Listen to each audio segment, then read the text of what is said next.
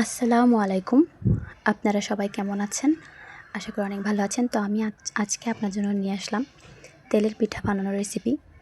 তো আমি ঘরে যেভাবে বানাই আমি আপনাদের সাথে ঠিক ওইভাবেই শেয়ার করব। তো প্রথমে আমি একটি বাটিতে নিয়ে নিলাম 2 কাপ চালের গুঁড়ি আর নিলাম 1 কাপ ময়দা। সাথে আমি পরিমাণ মতো নিয়ে নিলাম চিনি আমি এখানে 1 কাপ নিয়েছি। এখানে দিয়ে দেব স্বাদ বাড়ানোর জন্য লবণ পরিমাণ মতো। দিয়ে আমি একটু পানি গরম করে নিয়েছি।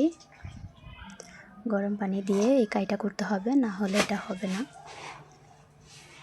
তো আমি এটাকে একদম ভালো করে আঠালো করে এটাকে ভালো করে হাত দিয়ে মুথে নিতে হবে, না হলে হবে না।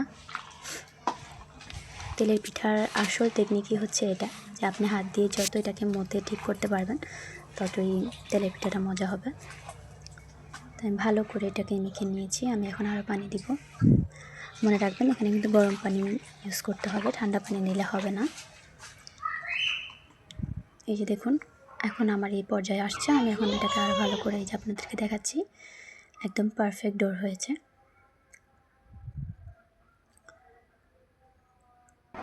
এখন আমি এই পর্যায়ে একটি কড়াই চুলায় দিয়ে দিলাম। তো আমি তেল দিয়ে দিয়েছি।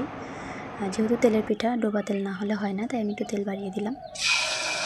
বিসমিল্লাহ। আমার দেখুন প্রথম পিঠাটা কীরকম হয়।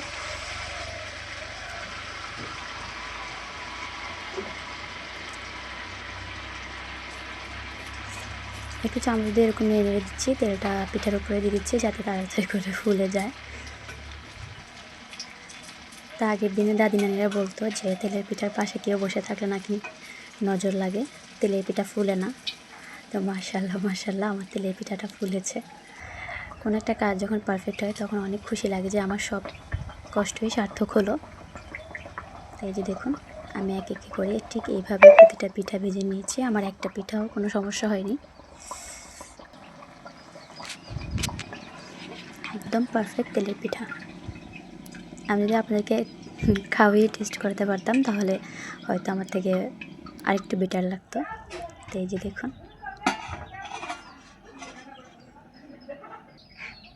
একদম পারফেক্ট। তো এইভাবে করেই আমি প্রতিটা পিঠা ভেজে নিয়েছি। আপনারাও যখন ঘরে পিঠা বানাবেন ঠিক এই কৌশলটাই অবলম্বন করবেন। এই যে দেখুন, আমার পিঠাগুলো একদম পারফেক্ট হয়েছে। যেহেতু এটা চিনি দিয়ে বানানো, তো পিঠাটা একটু সাদা সাদাই